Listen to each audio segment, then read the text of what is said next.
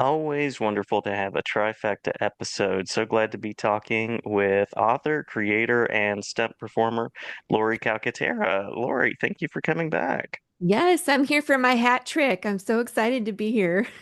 Absolutely, absolutely. A few more times and you get the jacket. That's what I'm Yes. told. Yeah, Oh, yeah. I'm excited.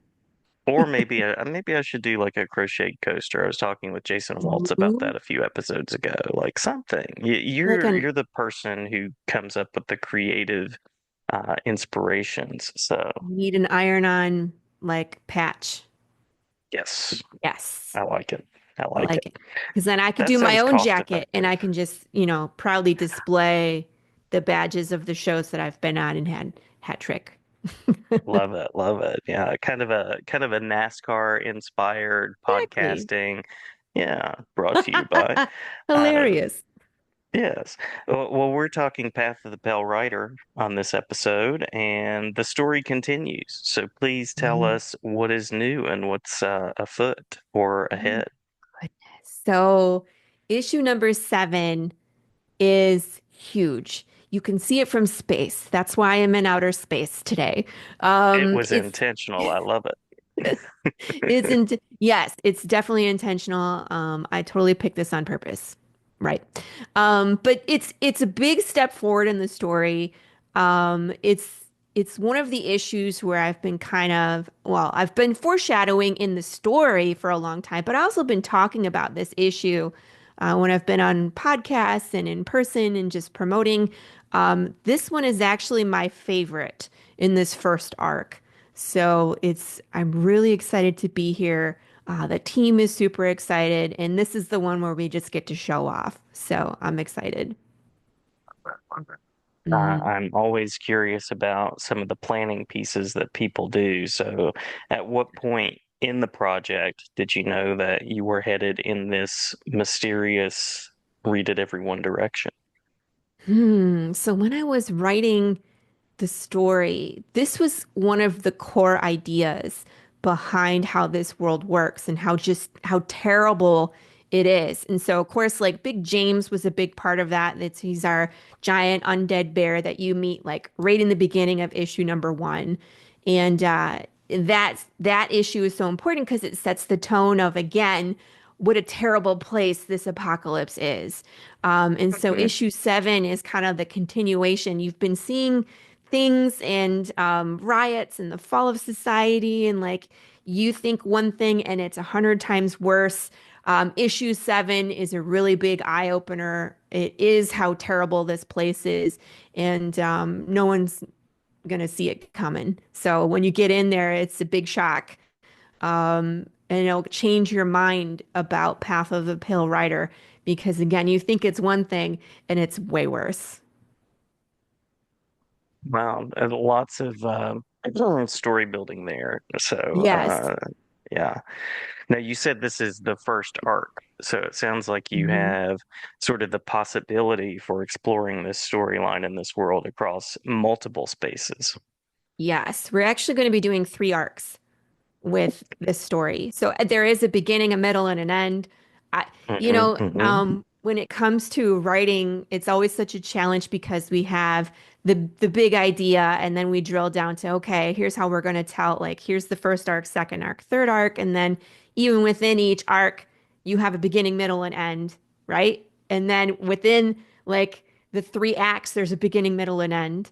And then we drill down even further, so every issue has a beginning, a middle, and end. So there's been a lot of planning, a lot of fine tuning when it comes to this series. I wrote it back in 2018, and we didn't actually publish our first issue until I want to say April of 2022, July of 2022 is when I had Hmm. my first copy in hand. And so there's been a lot of rewrites and going back and adding things. And so it's fun to see where we are at this point and to see it come to fruition. And so at some point when we get to 12, I'm very excited because that kind of wraps up the first arc and then we're going into the next one. So it's bigger, it's more explosive, it's 100 times more crazy, which is saying a lot for this series because it starts out nuts. So, Yeah. Yeah. I was in a writing and editing meeting earlier, and someone mentioned that the process is kind of like a duck. You know, you get to see sort of the duck on the surface and everything Hmm. is coming together, but there's all of that furious frenzy of activity, rewrites, edits, thinking, planning, rethinking, that goes on behind the scenes. And in this case, we're talking about an undead duck. Yes. So there's some decay that has happened in the meantime. That's right. That's right. Now, I talk with students a lot and I have asked several authors about the process of creating characters. And, you know, in an English Yes. class, that usually looks like the character web. You know, what do they think and what do they feel? And I assume everybody does that every time they create any character. Just Yes. kidding. I know that's not exactly the way it works, but, Except for the you know, ones that we kill off immediately, right? We're just like, nobody that's right. cares. That's right. Well, that leads to this question of, you know, how do you create a character that you love and then allow terrible things to happen to that? How do you kill characters that you love? You know what? Sometimes it's harder. Some characters it's harder than others, right? I really feel Mhm. like my protagonist has been put through the ringer, as most protagonists do, right? But Well, in this world, because remember, nothing can really die. They can decompose and they can be undead, but they don't really die. And so sometimes it's actually easy to kill characters because you can just bring them back later on in the story as an yeah. undead version of themselves, but you still have to understand like what would happen to them. Are they thinking clearly? Or are they confused because, the brain rot, the dementia has set in? Are they stuck in an emotion? Are they affected by trauma? So that's what's really cool about this one is that you can see characters come back for a long time, even after we kill them off in a horrific way. But I Mhm. really feel like in this series, don't get attached to anybody. We'll just say that. But making the characters likable and making them three-dimensional. So even the bad guys have a reasoning behind them.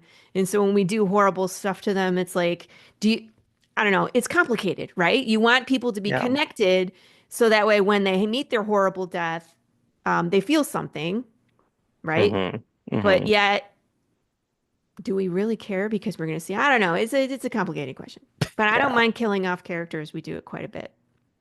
Yes. Yes. As you have to in a zombie apocalypse. I mean, what's the story of a zombie apocalypse without some death? Right. Yeah. It's a Now the component. right. So it just again, it just depends on how gory I make it, whether I'm trying to get you to understand the world is really terrible because of what's happening, or is it important to the story that these characters are meeting their demise? But again, it's like you could run into them again still. So. The process, the development. I imagine the creative team has grown a lot across seven issues as well. Yeah. Gilbert Perez came in at issue 5. And so he took the place of Marco DeFeo, who did the first 4. And then Marco unfortunately just got so busy that he and I decided to split ways. Marco and I are still friends. We see each other at Comic Cons because he's in Arlington and I'm in Dallas. So we high five each other at the Comic Cons and send people back and forth to sign books. It's fun. But Gilbert came in at issue 5 and he read the script at that point and was flabbergasted by what was coming. And it was like, he had this moment where he was like, I'm not even really sure how I'm going to draw all these things that are happening in your story. Right. And Mhm. so I like the fact that issue 5 was nuts, but issue 6 was a little more complicated and before we get to issue 7. So he had this chance to kind of like grow into the story before Mhm. he had to jump right into issue 7. And then when we get to issue 8, it's like everything is going to change. And so he's constantly being challenged and you can see it. You can see the growth, which is so cool with artists because it's just part of the journey, right? The more you draw, the better you get. The more you write, the better you get. And so seeing him do issue 5 and then 6 was better, I cannot wait for him to finish issue 7 so you guys can see just the amazing art that has gone into this. It's going to blow you guys away. Yeah. Well, Mhm. and that brings up another aspect of character. You get to talk about the designs, you get to sort of plan what these people are like. But then, Yeah. what's it like to actually get to see a character, a giant undead bear, or a protagonist then rendered from an artist's point of view? That is one of the best parts about being in a graphic medium, Yeah. because you get to see these characters that are in your head come to life. It's like Christmas when I get new pages, and like you said, it's one of the best feelings of the world to see a new character come to life. Issue 7 doesn't have any new characters. We have some really big set pieces. Well, I take it back. We do have some, but they're not really super important to the plot. But issue 6, we saw a major character or step into the story. And I love when Gilbert kind of takes on the personality in his head from what I have written, and he can draw it, which is, Mm. you know, a skill that I really wish that I had. And it just amazes me how like the emotion comes through and like the presence of these characters, if they're intimidating or shy or um and in my case, gooey. Some of them are gooey. Um, Yes. Which can so be intimidating. which is it's just flat out gross, let's be honest. I have Yes. characters that are like burnt to a crisp and characters that are oozing goo and have pieces falling off of them. At some point we have a character that is just ahead, so that'll be fun to watch that come to life. Nice. But yeah, it's always great. It's like I said, it's Christmas and Thanksgiving put together to see these things come to life on the page. Issue 7 is, like I said, it's intense, and I'm really looking forward to letting people experience this wild moment that I've been keeping secret for so long. Can't wait. I'm a big fan of comics, science fiction, horror, Mm, me too. and yeah, the zombie apocalypse particular brand of dystopia is just so interesting. It's kind of this own set piece in its own right. So I'm curious Yeah. about what excites you about this kind of macabre space that you've created. You know, I've loved horror for a long time. Slashers don't scare me. Hmm. Um, there's only certain kind of horror that I can see past the special effects and really be scared. And I like to write that kind of stuff. And zombie sometimes is scary and sometimes is not to me. It just depends on the take. But what scares me the most about what I'm writing is that how human it can be. So again, you know, zombies, they're not human anymore. In most genre, they're non-thinking. There's no real, their person is gone, right? But Hmm. in my world, that person is still there and you can interact with them. And it's that terrible feeling of watching a person decay inside and out, which really, it's the connection, it's the relationship decaying that scares me. And what would you do? You know, the ethical questions behind it. Yeah. So that's really what intrigued me. And so that's why I was like, I'm gonna take this zombie genre, which I love, and kind of twist it um, into something new, into something like you have an emotional connection. Because when most of the time in the zombie genre, they're killing, you know, monster, right? It's not a human. Hmm. So Hmm. there's no connection to that anymore. And in this world, there is. There is that connection. It's still a human in there, whether they're trying to kill you back for reasons or whatever's, you know, riots and things burning down. And um, that's what's terrifying to me is losing your humanity. So that's what I wrote into there. But zombies in itself are super interesting. What's been done with the genre, where it's been, you know, slow moving zombies and then fast moving zombies and then infected people. Um, you know, and it just keeps changing. The one I don't like is romantic zombies. Like I could do without Yeah. like we don't need to have relationships with zombies. Okay. Um, like at that point we should restart the genre. Like let's start it over. Let's Yeah. be scary again. Um, There are plenty of fish that are alive in the sea. right, right. Yeah. So, but yeah, that's what intrigues me is taking something that I love and making it, I don't know, more traumatic. Yeah, well, and that's where the feeling comes in, right? That's where the Yeah. storytelling power comes in, that connection, and it it allows you to process and think about something that's real at the same time, and that you're reading something that is kind of beyond reality. Right. And it's still like you still have to put yourself in the shoes of these characters and think like, what would I do? What would I do if one of my loved ones was undead? Um, where do they go? Um, Hmm. what if it's a child and they don't understand what they're going through, and you have to watch this child lose their memory or become violent or vegetative? What if it's the other way around? What if you're the only parent and you have children and you're undead? It creates these really hard ethical questions that I don't give any answers to. I just let people think about like, well, what would you do? What would you eat? Where would, if we have overcrowding, what would happen? How do you feel about your neighbor being undead? Hmm. If they are they driving vehicles? Do they have firearms? Do they own property? Are you safe? So that's kind of the stuff that interests me.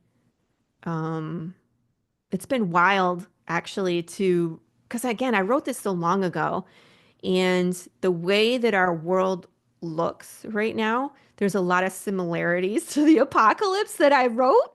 Um, Yeah. and when things happen in my story, and some people that have read ahead in the script, like Gilbert, myself, my editor, and when things happen, current events happen that resemble my story, it freaks us all out. So it's Hmm. a little scary at times because, well, again, I tried to write it with this attitude of this was what could really happen if death broke. This is what I think people would do and how they would react. And so when people react very similar to my book, it's almost like it's scary. I don't want to be Yeah. better stop. Please don't follow anymore. As you were talking, I was thinking, what happens when someone who is in charge in a political office Yes. dies inside? And then I thought, well, that's probably happened to several people. So, That happened in the story. There was in one of the issues, Jude is in the grocery store and there's the news playing on a TV in the background, and the president is addressing the country saying, what's been happening. And then there's an actual military coup on the TV while he's in there getting supplies. And the military takes over and they show that the president has been an undead puppet for who knows mm, how long, and that he has makeup on, and they have these contraptions called a disc that will show the heartbeat, and they take it mhm. off and it's still beating even though it's not attached to anybody. And so it's like, how long has this person been a puppet? Um, yeah, we'll just leave it at that. Lots of questions, lots of ethical questions for sure. Right. I mean, which one would you rather have, a working government or a military coup in that situation? If you know that the person in charge is actually a puppet, who knows? Yeah. Yeah. Well, I also know you to be a person who has concocted lots of interesting Kickstarter Yeah, let's talk about challenges, it. rewards. I believe there are edible items that are part of the ensemble, as well as stuffed and handcrafted items. So curious to Mhm. hear about the next steps in that side of your creating. Yes. So I'm a little crazy when it comes to Kickstarter. I'm sorry. Because a lot of times people are It's a like, keep it wonderful thing. simple, just do books. And I was like, nuts to that. Like, we're gonna have fun. And so my Mhm, Kickstarter is really an experience. So I make hot sauce. So there's now 5 flavors of hot sauce. Last campaign, I had 3 regular ones, and I had premiered a flavor. Well, that flavor is now part of the repertoire, and mhm, I've added an additional extra hot sauce for those crazy people that they don't like to feel feelings when they eat food. They just want it to be so hot they think of nothing but hot. I don't know. It's not for They're me. they're just emotionally like eating as they're reading about characters that are undead. That's what it is. I did write a connection um for the hot sauce into the story that the undead, you know That how sounds like nice. memories are attached to scents. So if you smell Hmm. something, you might remember grandma's house or growing up as a kid or birthdays. Remember like in McDonald's play place. I don't know. Um, so taste can also incite memory. And so that's what the undead do. They use hot sauce because it's super spicy. They can still taste it. And they That sit makes around sense. and they drop one drop of hot sauce and see what memories come back. So there is a connection. Very clever. Very So clever. yes, so we have 5 flavors of hot sauce on the campaign. We do custom pops, Funko Pops. They're custom made, so they're not by Funko. They're made by an actual studio in North Carolina. So we have 2 of those available. One is always the new one, so you got to get there quick in order to get that new one. But then the previous one that was new from last campaign is now available for everybody. So 2 pops. Gosh, we have so many t-shirts at this point. Jason, you could wear a Path of the Pale Rider t-shirt every single day of the week, probably for 2 weeks. We got a lot Oh, of shirts. nice. Yeah. Um, we have wooden covers. I do secret rewards. I've been doing those for a while, and those are just at the whim of Laurie. I've made handmade boxes with a bottle of ashes and bones in it. I've done 3D printed Big Jameses. I've done laser printed keychains. I 3D printed a working disc for someone because Oh, there's only wow. one person brave enough to do that one. So it just depends on if you want to jump into the chaos on that. Because it'll change every time, which also means the price changes every time. So it just depends on what I've concocted. Um, Stretch goals. I have some crazy stretch goals. We do the slice and dice. I'm sure you were talking about that one, where I Mhm. dress up as Pikachu. Don't it? Just because. And the That's why backers, not. I mean, why not? The backers vote on a name for a vegetable or fruit, like a pumpkin. They've named a pumpkin, and then they vote on a weapon of destruction. That pumpkin met its demise with the sledgehammer. But there's been sledgehammers, two-handed axes. I have a Filipino short sword. Um, what do we do? One of my friends lent me a bat with a circular saw attached to it called the bat saw. We did that last time with a rubber chicken Oh, attached to it, nonetheless. We've lit stuff uh, on fire. My husband just recently got a chainsaw, so I'm looking forward to adding that. It's oh yeah. shenanigans. We do shenanigans. The edible stuff this time because my fans are foodies, hence the hot sauce. But there is a candy company here in Texas called the Candy Crypt. Uh-huh. And they just started business this year, I want to say. And they put together custom candy for you. And so we're doing this package called Zombie Deconstructed.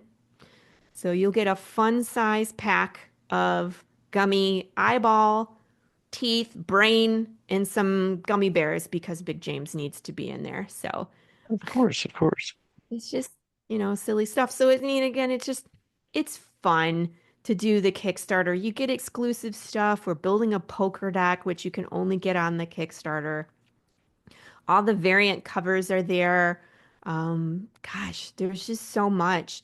So if you're listening to this and you're just finding Path of the Pale Rider, our Kickstarter should be live at this point, and you can go explore. Spend some time looking at Yeah. stuff. Um, I made it pretty user friendly, so you can custom make your own tier. I always have a catch-up tier, so you can get in at the beginning and get everything. If 7 issues all at once is intimidating, I have a mini catch-up tier. I call it a catch-up packet, where it's just Nice. issues one through Nice. four. Yeah, because ketchup, hot sauce, and I think I have a mustard tier, which is like the trade paperback plus whatever's new. We're silly. We just have a good time. Love So it. Love the creativity. Yeah. yeah. I mean, just, If you're having yeah, a good time, the readers are having a good time. So this works. exactly. I always have a good time. I always go do a lot of podcasts and I hang out with the Path of the Pale Rider crew. They come on podcasts with me too. So you can tell we're having a good time. The readers have a blast. We got really good stuff to pick up and I mean, come along, right? You Yeah, belong on the yeah, path. yeah. You even have a catchphrase. I I love. do. I have a Yeah. few. It's like start your path today. Join the Hmm. path. Um, the Facebook group members have coined themselves the riders. So you can be a rider on the path Nice. at times. There's some kind of play with ride or die in here too. There's Yes. some play on that somewhere. We'll figure that out when you come on my show on Tuesday. Yeah. Yes, yeah. And looking forward to that as well. Looking forward to cross potting. Yes. I'm very Yeah, excited to have you on. It's been a long time coming. It's like I think since last time I was on, I was like, you need to come on my podcast too. So I yeah, can ask yeah. you 3,000 questions.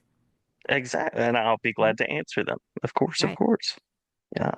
Well, I love that you have this creative vision, and I do love that you had fun with it. That is Yeah. something that comes through. Probably part of the reason why this was the first project that I backed on Kickstarter ever.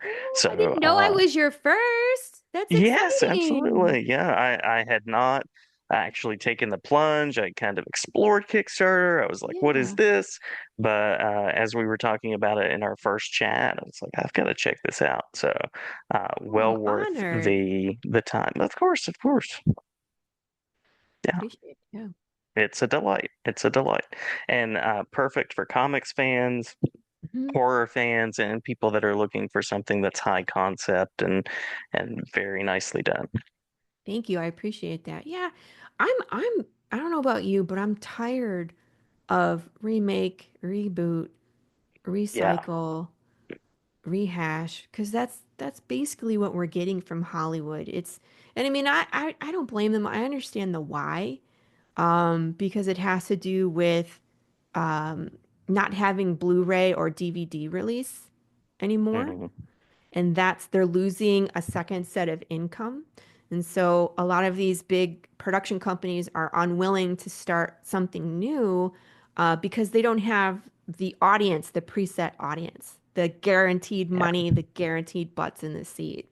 And so that's why we're getting a lot of the reboot, recycle.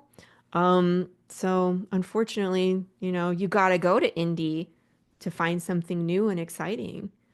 But all things that are Hollywood now have started as novels or comic books.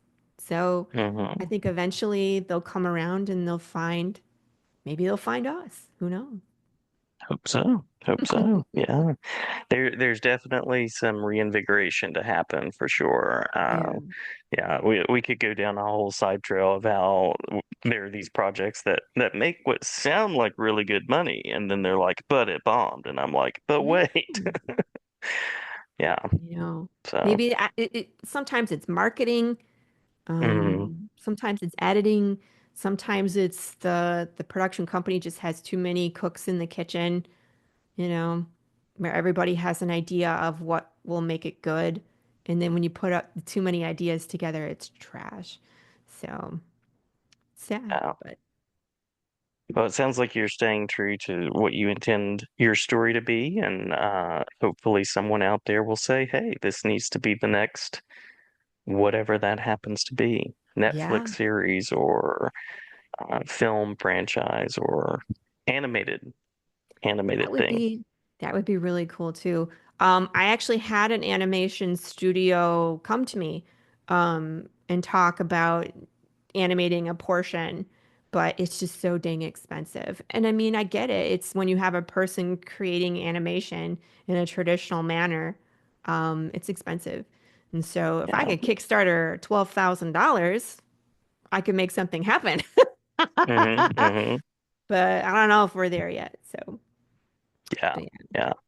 Yeah. Well, excited for the future ahead, even though it's a dystopian future with Path of the Pale Rider. The things are headed in interesting directions in the story, and wishing you Yeah. great success in that. Did we miss anything that you want to make sure to include about the project, the Kickstarter, or your show coming up next week? Well, the project is going to continue to move forward. That's what we always do. I do have a tease in the stretch goals for all the fans of Big James, the giant undead bear that everybody Very loves nice him. I shirt. don't know why he's such a mean SOB. I have written a side quest. Well, it's a backstory about Big James, and how he got on that road. So there's 8 pages. If we unlock the big old stretch goal, I will release 2 of those pages. In completion, like art wise, like it'll be a thing, right? So there's Mhm. that to look forward to.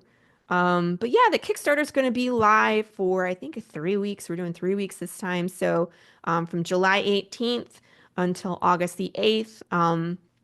All the really good tiers end on August the 8th. However, if you miss the campaign, Kickstarter has this thing with late pledges, so you'll still be able to get books. You won't be able to get like some of the merch, like the t-shirts and the hot sauce, because I have to make those. But you can still get books after the fact until I turn that off. So you can do that. And then, yes, please come check out my social media. I run a podcast weekly. It's called the Tuesday Morning Brew. Jason will be on it next week. Well, I don't know when Mhm. you're seeing this. He's going to be on it Yeah, I was on it July the last week. 8th. Yes. July 8th. Um, which, if you haven't seen it, go check out that episode. I'm sure it's going to be good. Can But you every believe week, the time yeah, we haven't right. done it yet, but At this time, we haven't we haven't done it. It's a live stream, but I love that's right. that show. It's a 2 hour block where we just get to hang out and talk about writing or comics or whatever's on your mind. And my audience is great. They love meeting new people and they love indie. So it's a great place to come hang out. It's on just about every channel you can find, and we're going to Roku. So that's like very exciting. Um, Cool. so you'll have to tune in and check us out there. If you're an indie creator and you want to be on my show, please look me up. I would love to get you scheduled. We just got to schedule you out a little bit because we're far in the future. So, but yeah, Very popular. Very popular. popular show right now. It took off. I don't know, it's a thing. How does that Well, happen even? I don't know. it's one of those things. We just put the content out there and we hope it connects, and it Yeah. certainly has. Yeah, it must be me dressing up as Pikachu and smashing watermelons. Yeah, That's that's what it what is. it is. That's what I need to do. That's what I need to do. Ah, I'll lend you my suit, Jason. Ah, thanks, thanks. I'll go into like the cantaloupe. I'll branch out. Ooh, cantaloupe. Good Yes. choice. Yeah, We thank you. haven't done Thank one you. of those yet. Mm. Yeah, think about it. Think about it. Think It about could it. be a thing. We could have a cantaloupe named Jason. Ah, I don't know with if a it's a little good thing. mustache. Yeah, or a bad thing Yeah, and some googly eyes. You never know. yeah. And then the chainsaw. Yeah, chainsaw. Yes. Yes. If you approve, I mean, we'll throw it on there. Sure. By all See if means. it By works. all means. Yeah. Well, Lori, it's always a fun chat, and certainly glad to have you back here anytime. And for any step in the future arcs, you are more than welcome to stop by. Thank you. Thank you very much. Thanks for having me. I always love coming on and chatting with you. We always have a good chat. Yes, absolutely, absolutely. And the conversation will continue. I will see you on your show Yes. next week, or depending on the way the future works, last week. It's confusing. I'm confused. Yes.